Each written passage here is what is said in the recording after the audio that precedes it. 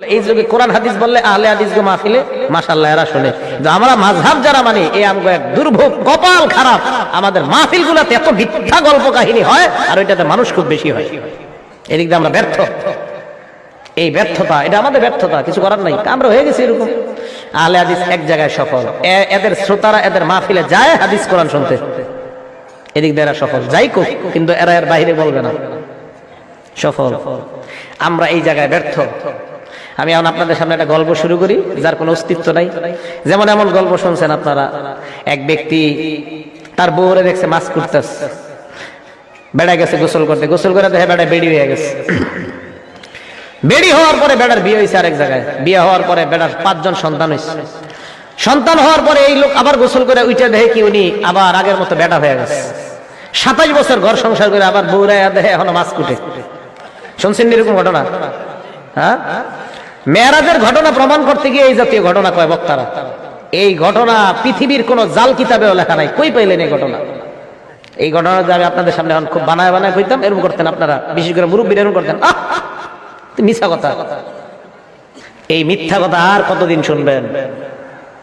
মিথ্যা কথা আর শুনেন না। আমি আপনাদের সামনে আজকে খুতবার পরে একটা দুরূদ শরীফ পড়ছি, বললাম আমার সাথে পড়েন। নামাজে যে দুরূদটা, দুরূদের কোনো আওয়াজই হয় না আপনাদের, কিন্তু যদি আমি আপনাদের সামনে পড়তাম আল্লাহুম্মা সাল্লি আলা, একটা টান দিতাম, এই মাইকের মাহফিলের আওয়াজে মানুষ এইখানে বইরা দিত, ঠিক না? আল্লাহুম্মা সাল্লি আলা বইলা টান দিলে মানুষ জায়গা দেওয়া যাইতো না, যেটা বাপ দাদার থেকে শিখছেন। আমি যে দুরূদ পাঠ করলাম, এই দুরূদ দুনিয়ার শ্রেষ্ঠ মানুষ মুহাম্মদ সাল্লাল্লাহু আলাইহি ওয়াসাল্লাম, দুনিয়ার শ্রেষ্ঠ উম্মত আবু বকর সিদ্দিককে শিখাইয়া দিয়েছে।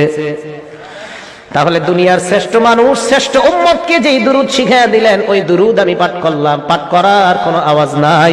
আর বাপ দাদার শিখানো দুরূদ যদি আমি আপনাদের সামনে পড়তাম, মাঠের মধ্যে আওয়াজে মানুষ আরো ভরপুর হয়ে যাইতো। আর কতই মিথ্যার মধ্যে থাকবেন। এবার আপনাদেরকে একটা প্রশ্ন করি, প্রসঙ্গ করে মাইশা গেছে, সামনে যারা আছেন বলেন তো, এই যে নামাজে যে দুরূদ পড়ি, এটারে কি দুরূদ কয়?